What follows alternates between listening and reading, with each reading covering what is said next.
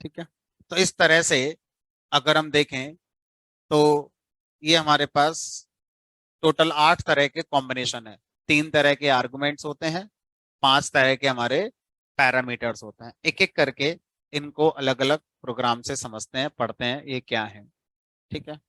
तो बहुत सारे प्रोग्रामर की चॉइस पाइथन अगर है तो उसकी एक वजह ये टॉपिक है, क्योंकि इतना ज्यादा डिटेल में किसी भी प्रोग्रामिंग लैंग्वेज में पैरामीटर और आर्गुमेंट के बारे में नहीं दिया गया है जितना पाइथन ने हमें दिया हुआ है। अभी आप पढ़ेंगे तो शायद आपको और अच्छा फील आएगा कि फिर तो जावा और सी डॉट नेट वाले इस टॉपिक के मामले में कहीं भी नहीं है पाइथन के आगे।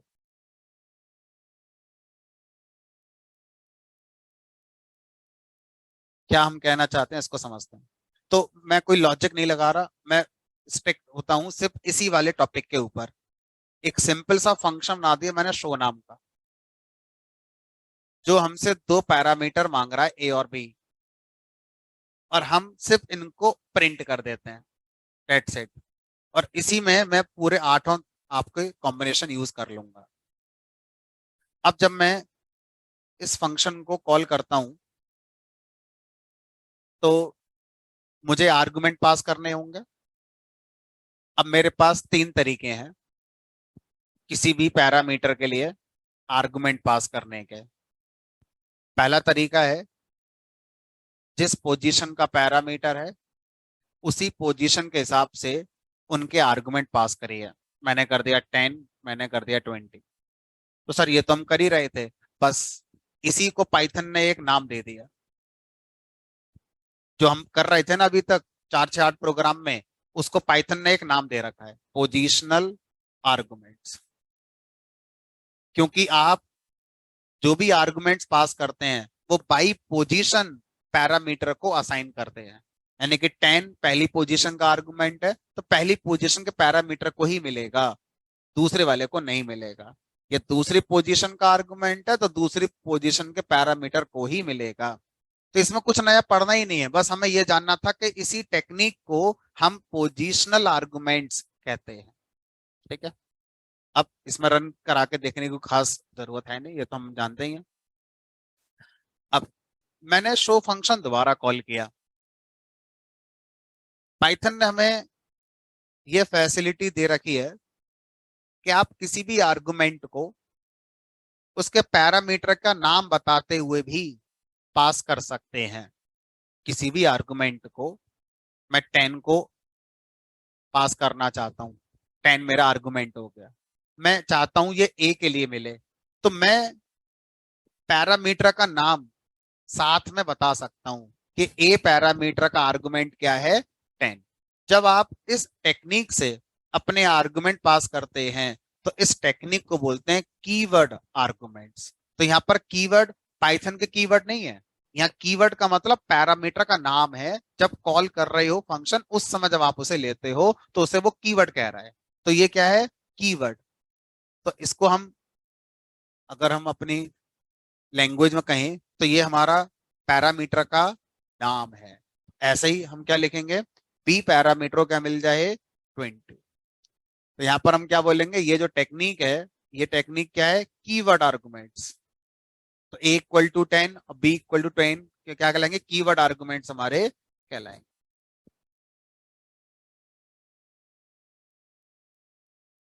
अब सर इन दोनों में डिफरेंस कुछ नहीं है, रीडेबिलिटी को आप थोड़ा सा फील करिए।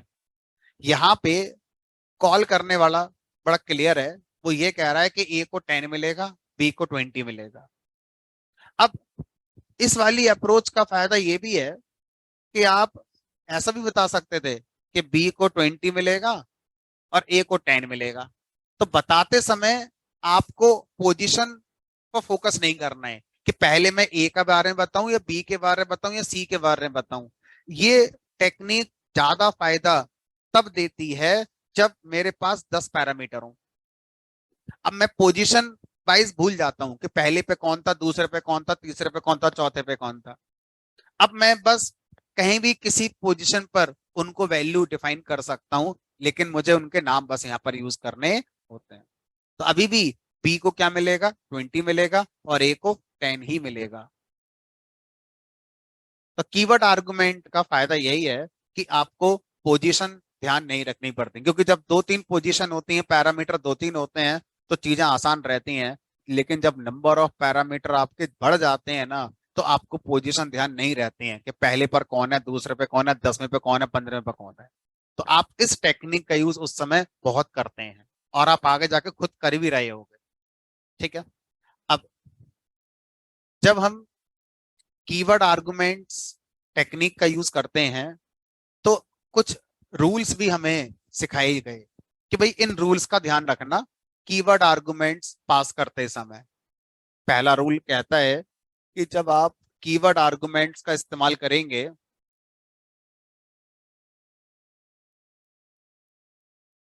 तो ये वाली बात अब नहीं चलती कि जो लेटेस्ट वैल्यू है वो पास हो जाएगी। यहां पर सीधे सीधे क्या आ जाएगी, एरर, कि भाई ये सही नहीं है।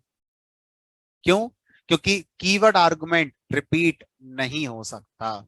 ये क्या है, रूल। कीवर्ड आर्गुमेंट रिपीट नहीं हो सकता। सर कर दिया तो, कीवर्ड आर्गुमेंट रिपीटेड, कौन सा वाला, ए।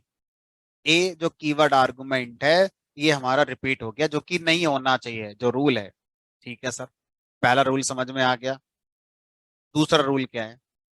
दूसरा रूल है,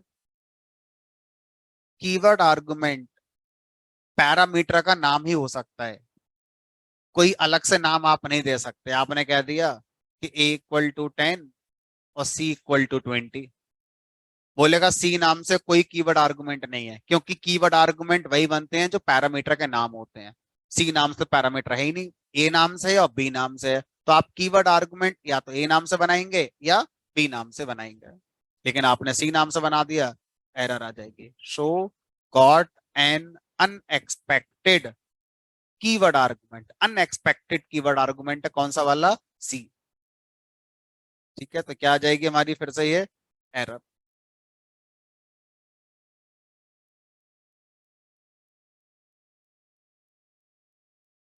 देखो, सिर्फ एरर आएगी इतना ही सफिशिएंट नहीं होना चाहिए। बेटर है कि हम ये भी लिख लेते हैं कि एरर क्यों आ रही है, एरर आने की वजह पता होना चाहिए। तो यहाँ एरर क्यों आई, कीवर्ड आर्गुमेंट रिपीटेड ए। यहाँ पर एरर क्यों आई,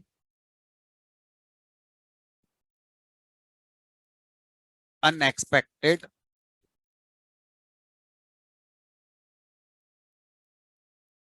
कीवर्ड आर्गुमेंट सी। ठीक है सर, कोई और रूल ने कहा, और भी रूल है। तीसरा रूल ये कहता है कि आप पोजीशन आर्गुमेंट और कीवर्ड आर्गुमेंट को मिक्स करके भी पास कर सकते हैं। ऐसा रूल नहीं है कि अगर आप एक फंक्शन कॉल करेंगे तो सारे आर्गुमेंट को पोजीशन ही देना पड़ेगा, या सारे आर्गुमेंट को कीवर्ड ही देना पड़ेगा। कुछ आप पोजीशन से दे दीजिए, कुछ आप कीवर्ड से दे दीजिए, ये भी चल जाएगा। लेकिन जब आप ये सोचेंगे कि आधे मैं पास करूंगा पोजीशन से और कुछ करूंगा कीवर्ड से, तो पहले पोजीशनल आर्गुमेंट पास करेंगे, उसके बाद फिर सारे कीवर्ड आर्गुमेंट पास करेंगे। अगर आपने फंक्शन कॉल में कोई कीवर्ड आर्गुमेंट लिख दिया, तो उसके आगे अब अगला वाला आर्गुमेंट कीवर्ड आर्गुमेंट ही होगा, अब वो पोजिशनल आर्गुमेंट नहीं हो सकता। मैं जो कह रहा हूं उसको मैं करके दिखाता हूं। मैं मिक्स करना चाहता हूँ पोजीशन और कीवर्ड। तो मैंने दे दिया 10, B = 20, कोई प्रॉब्लम नहीं है, एकदम परफेक्ट। ठीक है, ए को आ गया 10, बी को आ गया 20। अब आपने कहा सर हम मिक्स करेंगे, लेकिन ऐसे करेंगे, ए को 10 दे दिया और दूसरी पोजीशन को 20, अपना पहुंचेगा बी के पास, एरर। पहले पोजीशन जितने भी करने हैं पहले सारे पोजीशन कर लो, फिर उसके बाद कीवर्ड शुरू हो जाएंगे, और एक बार कीवर्ड आर्गुमेंट आने शुरू हो गए फंक्शन कॉल में, तो कीवर्ड आर्गुमेंट ही आएंगे आगे तक। ठीक है, अभी क्या है, error. Positional argument follows keyword argument, यानी पोजिशनल आर्गुमेंट जो 20 है वो फॉलो कर रहा है, किसको फॉलो कर रहा है? कीवर्ड के लिए। नहीं होना चाहिए। पहले आते हैं पोजिशनल, उसके बाद आते हैं कीवर्ड।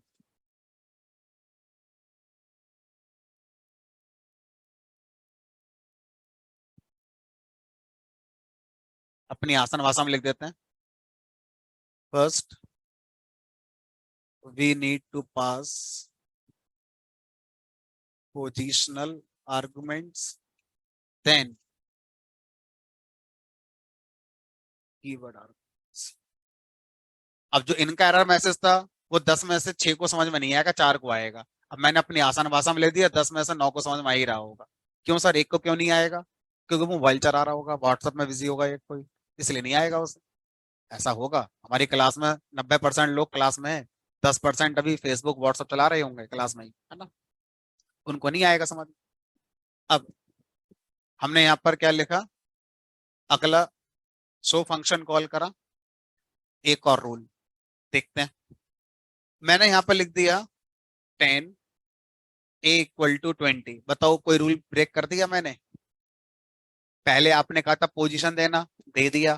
फिर आपने कहा था कीवर्ड देना, दे दिया। लेकिन सर जो आपने कीवर्ड दिया है वही तो पोजीशन था, क्योंकि जो पहली पोजीशन का आर्गुमेंट है वो किसको मिलेगा? ए के लिए। अब आपने कीवर्ड वाला दे तो दिया, एक रूल तो सही है, लेकिन एक रूल और आ गया कि कभी भी सेम पैरामीटर को एक से ज्यादा वैल्यू नहीं मिलनी चाहिए। लेकिन यहां तो यही हो गया, ए पैरामीटर को 10 मिल जाएगा, ए को ही क्या मिल जाएगा? हमारा 20। बी के पास कुछ गया ही नहीं। तो एरर इसलिए नहीं आएगी कि बी को कुछ नहीं दिया, हो सकता तो यही आती, लेकिन एरर ये भी हो सकती है कि ए को 2 क्यों दे दिया आपने। अब देखते हैं इंटरप्रेटर क्या कह रहा है, क्योंकि दोनों ही सही एरर है कि बी को कुछ नहीं मिला, मिसिंग, या ए को 2 क्यों दे दी, इसलिए एरर है। देखते हैं क्या कह रहा है। Show got multiple values A के लिए, ये क्या आएगी हमारी? एरर।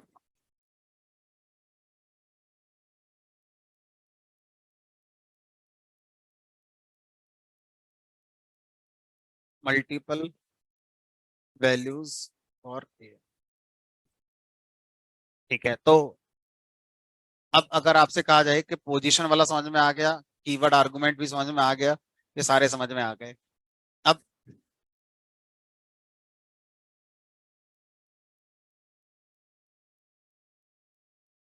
बी इक्वल टू 10 20, सही है गलत है? गलत, क्योंकि अरे पहले पोजीशन वाले आते हैं, उसके बाद कीवर्ड आते हैं। आपने पहले क्या कर दिया? पहले कीवर्ड कर दिया, तो वैसे ही एरर आ जाएगी। ये देखो ना, ये वाला अप्रोच, ये जो था आपका, कहाँ गया ये वाला? ये सेम, ये और ये है तो एक ही बात। पहले क्या आ गया आपका? कीवर्ड। ठीक है, फिर क्या आ गया? पोजीशन। लेकिन ऐसा नहीं होना चाहिए ना। चलो, ये वाला सिनेरियो तो हो ही गया था हमारा। अब ये जो टॉपिक मैंने अभी आज पढ़ाया है, इस टॉपिक को मैंने तीसरी चौथी क्लास में भी पढ़ाया था। तीसरी चौथी क्लास, आपकी तीसरी चौथी नहीं, पाइथन की तीसरी चौथी क्लास में पढ़ाया था। आप बोलोगे सर कब पढ़ा दिया तीसरी चौथी क्लास? हम तो लगातार आ रहे हैं क्लास में, कोई छुट्टी नहीं करी हमने। मैं याद दिलाता हूँ आपको। फंक्शन का चैप्टर ऐसा है, जाने अनजाने में हर प्रोग्रामिंग लैंग्वेज पढ़ने वाला शुरू से पढ़ रहा होता है, जाने अनजाने में। हमारी मजबूरी है कि हम उस समय कुछ कर नहीं सकते हैं। ठीक है, हमें बीच में आके ही समझ में आएगा कि हम जो पढ़ रहे थे 1 महीने पहले वो ये बात थी। बताओ सर, अब तीसरी क्लास में तो हम प्रिंट ही चला रहे थे। इस प्रिंट के अंदर ही आपको सारे टॉपिक मिलेंगे, आज वाले जो मैंने अभी पढ़ाए हैं just.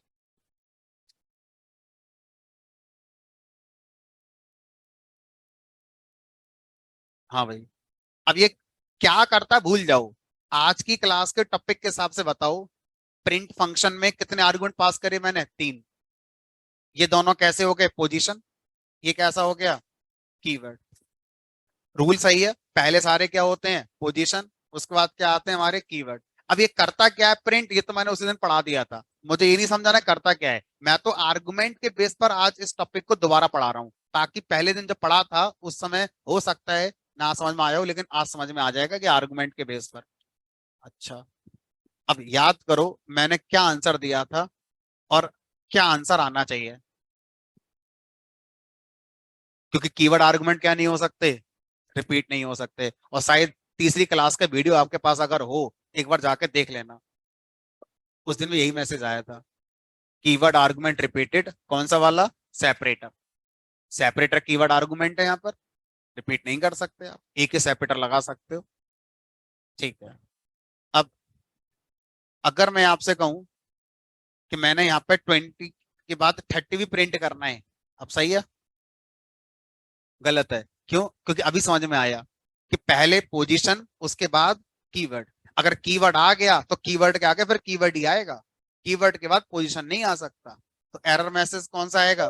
Position argument follows keyword argument. ये सारे एरर मैसेज उस दिन आए थे जिस दिन मैंने पढ़ाया था पाइथन में सेपरेटर क्या होता है। ठीक है।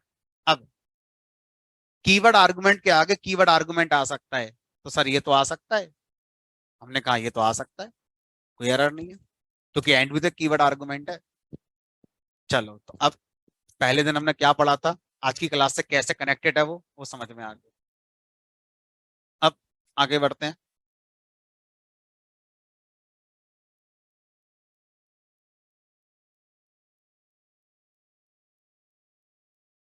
सर एक रह गया, तीसरा वाला आर्गुमेंट, तीन तरह के बताए थे आपने। डिफॉल्ट रह गया, हमने कहा चलो डिफॉल्ट को अलग प्रोग्राम से पूरी फोकस देके पढ़ेंगे। मैं जब शो फंक्शन कॉल करता हूं, और ये पैरामीटराइज्ड फंक्शन है, दो पैरामीटर वाला है, तो मुझे कॉल करते समय दो आर्गुमेंट देने चाहिए, चाहे पोजीशन से चाहे कीवर्ड से। मैंने नहीं दिए, तो फिर ये क्या देगा? एरर। कहेगा भाई दो आर्गुमेंट चाहिए, कह रहा मिसिंग टू आर्गुमेंट। अब पाइथन ने हमें फैसिलिटी दी कि अगर पैरामीटर डिफाइन करते ही आप उसमें अगर कोई आर्गुमेंट असाइन कर देते हो, तो इनको बोलते हैं डिफॉल्ट आर्गुमेंट्स। और इनका यूज तब किया जाएगा जब कॉल करते समय इनको आर्गुमेंट्स ना दिए गए हों। तो जो आपने बता रखे थे यहाँ पे सेफ साइड, अब ये हमारा यूज हो जाएंगे, लेकिन ये पहले अटेम्प्ट में यूज नहीं होंगे कि कॉल करने वाला दे ना दे यही यूज होगा। नहीं, ये सेकंड अटेम्प्ट में होंगे। सबसे पहली प्रायोरिटी कॉल करते समय अगर आर्गुमेंट दिए गए हैं वही असाइन होंगे, अगर नहीं दिए गए हैं तो ये असाइन हो जाएंगे, एरर आपकी बचा ली जाएगी। चलो, और हमने दे दिए, तो ए में 10 आ गया, बी में कौन पहुंच गया? 20 पहुंच गया, कोई दिक्कत नहीं है। डिफॉल्ट आर्गुमेंट का कोई कॉन्सेप्ट अभी फिलहाल यूज नहीं हो पाया। ठीक है। अब अगली बार मैंने क्या करा, शो फंक्शन में सिर्फ एक आर्गुमेंट पास करा बाई पोजीशन, तो ये किसको मिलेगा फिर? ए को मिलेगा। अब ए की वैल्यू 10 हो गई, लेकिन बी के लिए मैंने पास नहीं करा है, तो अब एरर नहीं आएगी, क्योंकि बी को हमने क्या साइन कर रखा है? डिफॉल्ट आर्गुमेंट 2 दे रखा है। तो अब बी की वैल्यू क्या आएगी हमारी? 2, ए की वैल्यू आएगी 10। इस तरह से अगर मैं शो फंक्शन के अंदर दोनों में से कुछ ही पास ना करूं, तो जो मैंने डिफॉल्ट दे रखा था वो वैल्यू मेरी यहाँ पर आ जाएगी। ठीक है। अब अगर डिफॉल्ट आर्गुमेंट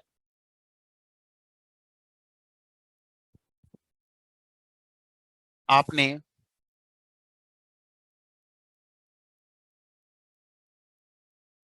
कोई म्यूटेबल असाइन किया हुआ है, म्यूटेबल कौन कौन है पाइथन में अभी तक जो पढ़ा है हमने? तीन चीजें अभी तक पाइथन में जो पढ़ा है वो म्यूटेबल है, लिस्ट, सेट और डिक्शनरी। बाकी जो भी पढ़ा है वो सब इम्यूटेबल है, integer, float, string, Boolean, tuple, Trojan set, ये सब इम्यूटेबल होते हैं, बदलते नहीं है।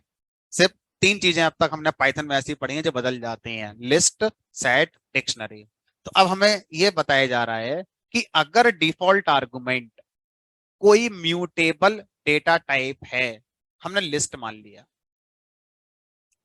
ठीक है, तो अब इसका बिहेवियर थोड़ा डिफरेंट होता है। कैसे डिफरेंट होता है वो समझते हैं। तो मान लीजिए मैंने यहां पर क्या करा,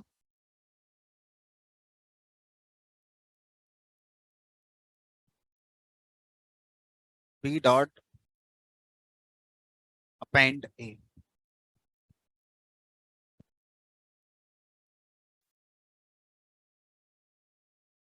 समझिए, जब मैं शो फंक्शन को फर्स्ट टाइम कॉल करता हूं तो ये चला गया ए के पास, बी को मैंने कुछ दिया नहीं, तो बी की डिफॉल्ट वैल्यू क्या हो गई, लिस्ट हो गई। ठीक है, अब जो ए में आया था वो बी वाली लिस्ट में हमने क्या कर दिया, अंदर अपेंड कर दिया। यानी कि जो बी लिस्ट अभी खाली है उसमें कौन आ गया, 10 आ गया। प्रिंट कर दिया हमने बी, यानी लिस्ट प्रिंट हो गई 10 के साथ।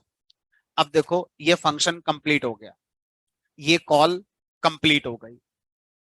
जब कोई फंक्शन कॉल कंप्लीट हो जाती है तो उस फंक्शन में जो पैरामीटर्स थे वो मेमोरी से डिलीट कर दिए जाते हैं। लेकिन अगर उस पैरामीटर के पास डिफॉल्ट आर्गुमेंट है म्यूटेबल वाला, तो इसको मेमोरी से डिलीट नहीं किया जाता, ये मेमोरी के अंदर बना रहेगा। ठीक है, अब क्या होगा इसका साइड इफेक्ट या इफेक्ट, जब सेकंड टाइम ये फंक्शन कॉल होगा तो ए दोबारा मेमोरी में क्रिएट होगा, उसको मिल जाएगा 20। ये दोबारा मेमोरी में क्रिएट नहीं होगा, जो पहली बार फंक्शन कॉल हुआ था उसमें जो लिस्ट थी वही मौजूद होगी।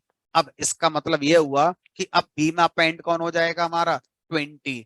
अब आउटपुट जब प्रिंट होगा बी तो उसमें कौन कौन देखेगा मुझे, 10 भी दिखेगा और 20 भी दिखेगा। ऐसा सिर्फ डिफॉल्ट आर्गुमेंट म्यूटेबल वाले हैं उनके लिए होता है। अब इस क्वेश्चन को मैं इस तरह से भी आपको समझा सकता हूं कि भाई किसी भी फंक्शन के पैरामीटर का लाइफ कितना होता है, लाइफ कितना होता है, एक होता है स्कोप, एक होता है लाइफ। स्कोप का मतलब होता है प्रोग्रामर के फायदे की चीज है कि प्रोग्रामर उसे कहाँ प्रोग्राम में एक्सेस कर सकता है, कहाँ एक्सेस नहीं कर सकता, that is scope. Life programmer के लिए मैटर नहीं करता, पीछे मेमोरी में क्या हलचल हो रही है वो उसकी लाइफ है, मेमोरी में वो जिंदा है या मेमोरी से वो डिलीट कर दिया गया है, that is the meaning of life. ठीक है, तो अब अगर कोई आपसे पूछे पैरामीटर्स की लाइफ कितनी होती है, तो आपका आंसर अभी तक क्या होता इस टॉपिक से पहले, कि भाई किसी भी पैरामीटर को उतनी बार मेमोरी एलोकेट होती है जितनी बार फंक्शन कॉल किया जाता है।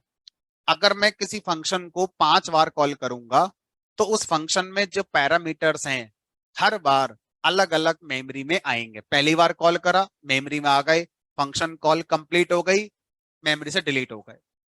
दोबारा फंक्शन कॉल होगी, फिर से पैरामीटर पैदा होंगे मेमोरी के अंदर, फिर से उन्हें वैल्यू आएगी, फंक्शन कॉल कंप्लीट हो गई, मेमोरी से डिलीट हो गए। ऐसा हर फंक्शन कॉल के लिए होता है। लेकिन अगर किसी भी पैरामीटर में डिफॉल्ट आर्गुमेंट है और वो डिफॉल्ट आर्गुमेंट म्यूटेबल टाइप है, स्पेशल बात हो गई लिस्ट सेट और डिक्शनरी की, तो अब आप ऐसा भी याद रख सकते हो कि अगर किसी पैरामीटर का डिफॉल्ट आर्गुमेंट लिस्ट सेट और डिक्शनरी है तो हर कॉल के लिए वो बार बार मेमोरी में लोकेट नहीं होता है।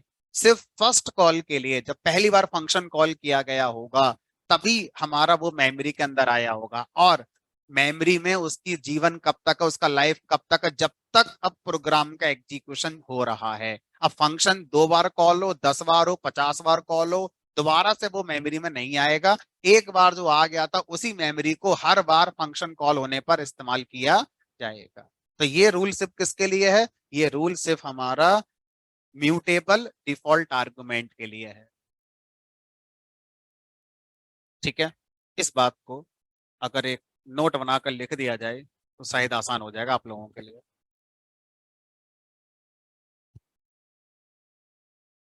इनको क्या बोले, इनको बोले थे नॉन डिफॉल्ट आर्गुमेंट, इनके पास कोई डिफॉल्ट वैल्यू तो है ही नहीं, इसे क्या बोलेंगे, डिफॉल्ट आर्गुमेंट।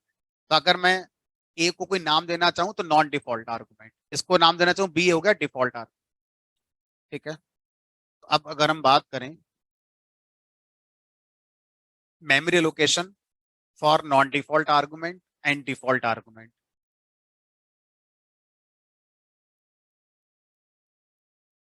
नोट की जरूरत ही नहीं है, पूरा मैंने हेडिंग ही बना देता हूँ, memory allocation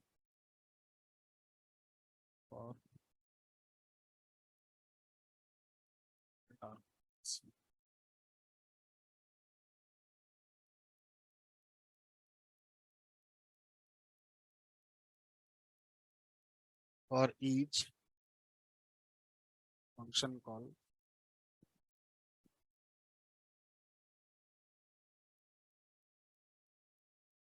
memory is allocated, deleted,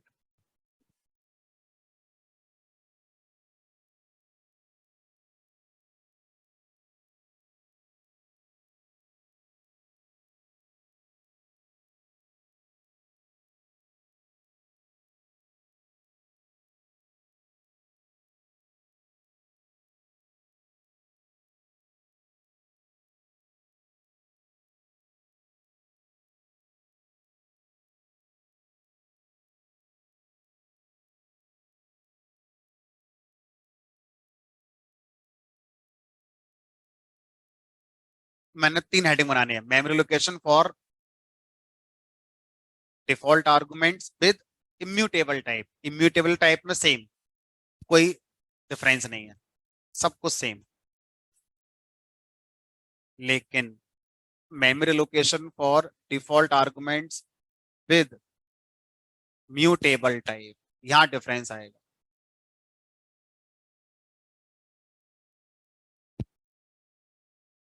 memory is allocated only for first call and deleted after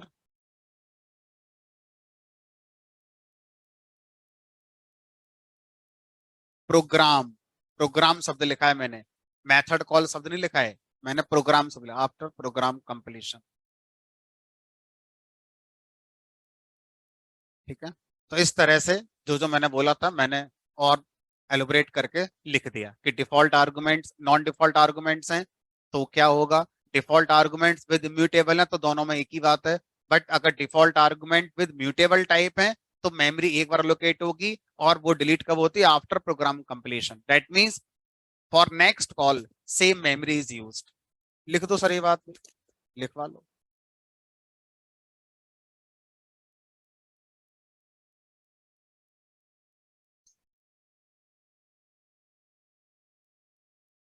that is for subsequent. Subsequent का मतलब क्या होता है, पहली के बाद जितने होंगे उसको क्या बोलते हैं, सबसीक्वेंट कहते हैं। ठीक है, that is for subsequent calls